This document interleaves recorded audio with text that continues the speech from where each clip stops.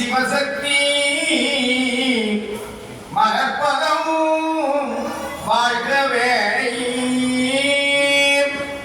தவறு காட்டிடும் தத்வரன் மவவினை நீக்கிடும் தயாவரன் நவமணி நாயகன் வியப்புத்திரன் சிவகுருநாதர் சேவடி போற்றுவாம். எல்லாம் வல்ல குழுவிற்கிறவர்களாகிய விநாயகர் பெருமானை இவர்கள் படைத்து தலைவரை செய்ய வேண்டும் என்று வேண்டிக் கொண்டு இந்த சுனாகம் வழியிலே இருந்து 12 காலம் அருளாட்சி புரிந்து கொண்டிருக்கின்ற பூர்ணா புத்தரா சமேத ஐயாவுடைய பாதாரங்களை படித்து அடியனுடைய குலதெய்வம் குருநாத சுவாமிகளையும் அடியனுடைய ஆத்மீக குழு அற்ப விநாசி தமிழ் புலவரையா அவர்களுடையதும் பாதம் படித்து திருவருளையும் நிறைவாக வேண்டிக் கொண்டு இங்கே அமர்ந்திருக்கின்ற சிவாச்சாரிய பெருந்தகைகளே, ஆலயத்தினுடைய ஆதீன கர்த்தாவாக இருந்த கந்தசாமி ஐயா அவர்களே, இளவரசு சிவத்திரு கந்தசாமி மணிவண்ணன் ஐயா அவர்களே மற்றும் இங்கே இருக்கின்ற ஏனைய ஆலய திருப்பணி சபையினர்கள், தலைவர் மற்றும் உறுப்பினர்கள், எல்லாவற்றிற்கும் மேலாக இந்த நூலை பற்றி ஆய்வு செய்வதற்கு வருகை வந்திருக்கின்ற பேரனுக்கும் பெருமதிப்புக்கும் உரிய எங்களுடைய திரைப்பட சிவானந்தி தேவஸ்தானத்துடைய தலைவரும் சிவபூமி அறக்கட்டளையினுடைய தலைவருமாகிய மதிப்புக்குரிய கலாநிதி ஆர் திருமுருகன் அவர்களே, இங்கே இருக்கிற பெரியோர்களே, தாய்மார்களே, பிள்ளைகளே, எல்லோருக்கும் இந்த நேர வணக்கங்களை தெரிவித்துக் கொள்வதிலே நான் மட்டும் அவசியம். எம்மையாருடைய ஒரு நிறைவான திருக்கல்யாணத்தை கண்டுகளித்திருக்கிறோம். அந்த திருக்கல்யாணத்தினுடைய ஒரு சீர்வரிசையாக இப்போது திருமணங்களுக்கு போனா நாங்க ஏதோ ஒரு ரேயோ அல்லது ஒரு பிள்ளையாரோ ஏதோ ஒன்று கொடுத்துருவோம்.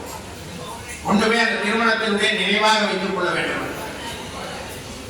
இன்றைக்கு நல்ல ஒரு சுபமுகூர்த்தமாக இந்த ஐயனாருடைய திருக்கல்யாணம் நிறைவேறி இருக்கிற இந்த நேரத்திலே இந்த மலர் வெளியிடப்படுவது மிகப்பெரிய ஒரு புண்ணிய கைங்கரியம். அந்த வகையிலே இந்த புண்ணிய கைங்கரியத்தை நான் மாற்றுவதிலே மற்ற மகிழ்ச்சி அடைகிறேன். நான் நினைக்கிறேன் 20 வருஷங்களுக்கு முன்பு இந்த சந்திரசேகர பிள்ளையார் ஆலயத்திலே அப்போது இருந்த ஸ்ரீமதி நாராயண குருக்களுடைய அழைப்பிலே ஏற்று 10 நாளும் சொற்பொழிவாற்றி இருந்தேன். சொற்பொழிவு ஆற்றி போட்டு இந்த கோயிலே பிள்ளையார்ட்ட படுத்து வெளியெல்லாம் போவது நானும் பிரச்சனை. அப்போது இந்த ஐயனாருடைய சில அற்புதங்களை அறிய காணக்கூடிய வாய்ப்பு எனக்கு கிடைக்கிறது. அப்போது சொற்பொழிவாற்றுவதற்கு திருவிழாவுக்கு இங்கே கேட்ட போதும் ராணுவ பிரச்சனையாலே நான் மரணியிலே இருந்து வந்து போவது நீண்ட கூடம் என்றபடியால் சம்மதிக்கிறேன். ஆனால் யாரே போகின்ற போது இதிலே நானும் தூண் போட்டு இப்ப இல்லை அதை அடக்கப்பட்டு நினைக்கிறேன். நானும் தூண் போட்டு கொண்டு இருக்கும் அந்த இடத்தை பார்த்து விட்டு போவேன். இந்த ஐயனார் பெரிய கோவிலாக எப்போது வரும் என்று எனக்குள்ளே நான் நினைத்து கொண்டு போவது. இன்றைக்கு ஆலயத்தை பார்க்கிற போது மிகவும் உலகாக நினைக்கிறேன். இந்த கும்பாபிஷேகத்துக்கு வர வேண்டும் என்று முயற்சித்தேன். என் வேலைப்படுவார வர முடியவில்லை, மண்டலாபிஷேகத்துக்கு வர நினைக்க முடியவில்லை. ஆனால் இந்த திருக்கல்யாணத்தை வந்து நீ பார்த்து இந்த புத்தகத்தை வெளியிடுவதை பங்கு பற்றி என்று ஐயனுடைய அழைப்பு. எல்லாம் நாங்கள் நினைத்து செய்கிறதில்லை. மாய்கோ சுவாமிகளை சொல்லிவிட்டார். அவன் அருளாலே அவன் வணங்கி சிந்தை மகிழ சிவபுராணம் தன்னை முந்தை வினை முழுதும் போய உரைப்பன் யான் நையன் உறுப்புலை இல்லாது இந்த செய்ய முடியாது. என்னுடைய குரு மிகப்பெரிய சிந்தர் குலத்தையும் வளர்த்தி ராஜித்தமை போலவரும் தெரியும். அவர் ஐயனாருடைய பெருமைகளை சின்னத்து கொள்வார். அவர் சொன்ன ஒரு வாக்கு தாரையடியுள்ள மாஸ்டர் தாரையுள்ள ஒரு ஐயன் இருக்கிறார்.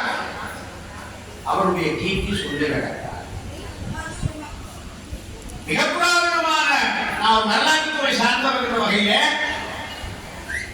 சுண்ணாகம் தலைமை சிவங்கோய் ஐயா இருக்கிறார். சர்வேஸ்வர குருக்கள் முத்தமிழ் குருமணி அதனுடைய வாயு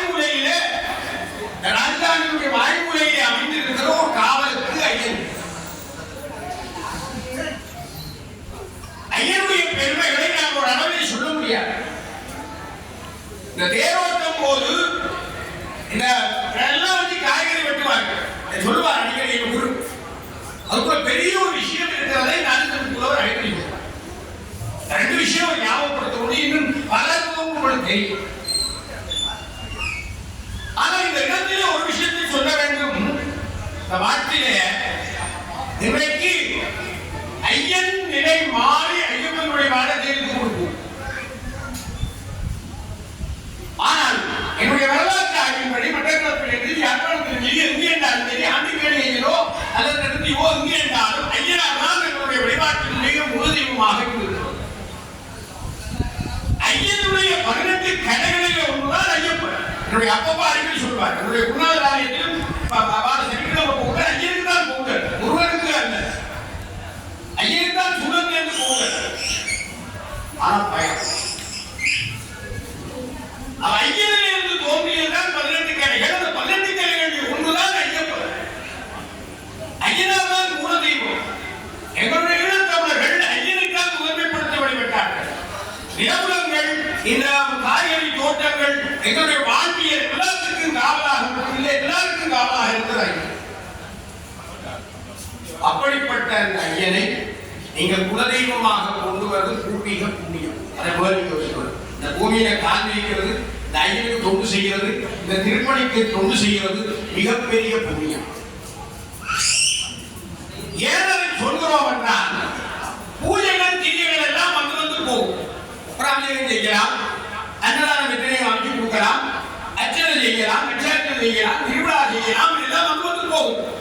ஆனால் இப்போது ஆசைப்பட்டா இந்த தூக்கு காலம் கொடுக்க முடியுமா? முடியாது. நாங்கள் வாழுகின்ற காலத்திலே இந்த திருப்பணிக்கு கொடுக்கிறது என்பது மிகப்பெரிய ஒரு கைங்கறி. கோயில்களுக்கான திருப்பணியை செய்திருக்கிற ஐயர்.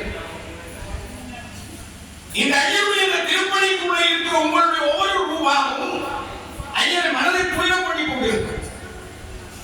உங்களுடைய சந்ததியை வாழ வைக்கும். அவர் புது வீட்டை கட்டி போட்டு புது வீடு போறபோது என்ன ஆனந்தம். உங்க சந்ததி வாழ வேண்டும் என்று நிற்கிறோம்.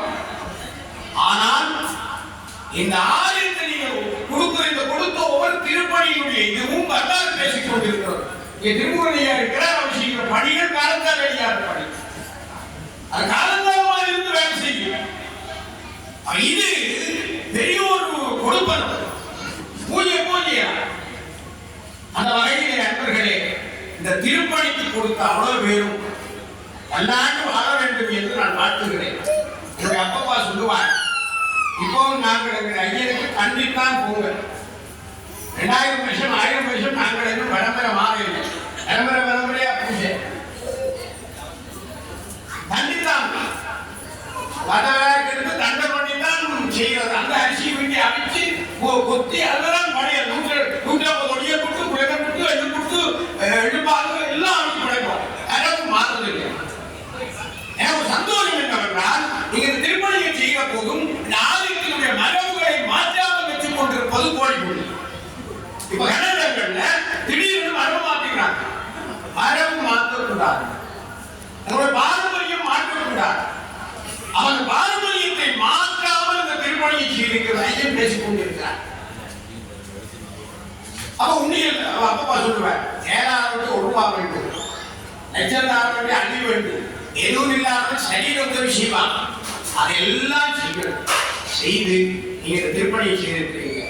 சரீரம் தொண்டு செய்தவர், உங்களாலேயே இந்த நிதி உதவி கொடுத்தவர், வாகன உதவி செய்தவர், இல்லாட்டி இந்த சோழத்தை வரலாறு மாதிரி வந்து தேர்தல் ஆட்சி கொடுத்தவர்கள் எத்தனையோ வரையிலே ஐயனுடைய இந்த திருப்பணி கூடாமல் கூட இந்த திருப்பணி செய்வதற்கு இந்த பங்களிப்பு செய்கிறார்கள். அத்தனை பேரும் பல்லாண்டு வாழ வேண்டும் என்று மாற்றுகிறேன். அடுத்தது இந்த நூல். இந்த நூலை பற்றி முக்கியம் சொல்ல வேண்டும். ஐயா அவர்கள் திருமுறையா அவர்கள் ஆய்வு செய்வதற்கு நான் இருக்கக்கூடிய நான் ஒரு வரலாற்று துறை சார்ந்தவர் இருக்கிறபடியால் எங்களுடைய இருக்கிற பெரிய ஒரு குறைபாடு இன்றைக்கு பல ஆலயங்களில் வரலாறு இல்லை. ஆருக்கு அபிஷேகம் செய்தது, ஆர் கும்பாபிஷேகம் செய்தது, ஆர் என்ன திருப்பணி செய்தது, பிற்கால சந்ததிக்கு அது இல்லை. ஒரு விஷயத்தை என்னுடைய ஆலயத்திலே வந்த நூற்றுக்கணக்கான ஆயிரக்கணக்கான விஷயங்களை நான் பார்த்த ஒரு விஷயம், நீங்க ஒரு திருப்பணியை செய்துவிட்டு சந்ததியை கவனிக்காவிட்டால் அது வேற பிள்ளைகளுக்கு ராசர்ப தோஷமாக இருக்கு. அவன் இந்த ஞாபகத்தை எடுத்து பார்த்தா 2ஆம் இடத்துல சனியன் இருக்கு, அல்லாட்டி செவ்வாய் குற்றம் இருக்கு. நான் ஒரு வீட்டுல சாதனத்தை ஆராய்ச்சி பார்த்தேன். ஏனென்றால் எங்களோட பிள்ளையாருக்கு அம்மா அப்பா ஒரு ஞானவாதத்தை செய்து கொடுத்தார். அதை கவனிக்க ஆரம்பிட்டோம். அதுக்கு தோஷமா வந்த போது வேற சித்த சொன்னா கூட நான் பெயிண்ட் அடிச்சு பாதுகாப்பேன். ஏன் சொல்றேன்னா இவ்வளவு தூரம் பணி முடியாது. இந்த வாரம் பெயிண்ட் அடிக்கிறோம், இதெல்லாம் துப்புரவு பண்ணணும், எல்லாம் நல்லா பார்க்க வேண்டும். அதுக்கு இந்த ஆவணம் முக்கியம். வீட்டுக்கு பாரு வேற பிள்ளைய கூட்ட பிள்ளைய சந்தோஷம் இந்த பாட்டு செய்யிருக்கா கூட்டம் செய்யிருக்கா நானும் இந்த திருப்பணி செய்யணும்னு ஒரு ஆசை இருக்கு. இன்னைக்கு பல்கலைக்கழக மாணவர்கள் ஆகியோருக்கு வரலாற்று நூல் இல்லை, நல்லா இருக்கு. சமயத்தில் குறைபாடு அது பௌத்த சமயத்தெல்லாம் அந்த காலத்திலே ஆயிரக்கணக்கான விஷயம் ஆவணப்படுத்தி வச்சிருக்காங்க. அப்ப இது ஒரு பெரிய ஆவண பொக்கிஷம். ஊஞ்சல் பாட்டு இருக்கு, ஆறாம் படங்கள் எல்லாம் இருக்கு, சகல அம்சங்கள். ஆகவே இந்த பெருமுயற்சியை செய்த திருப்பணி சபையினர் பல்லாண்டு வாழ வேண்டும்.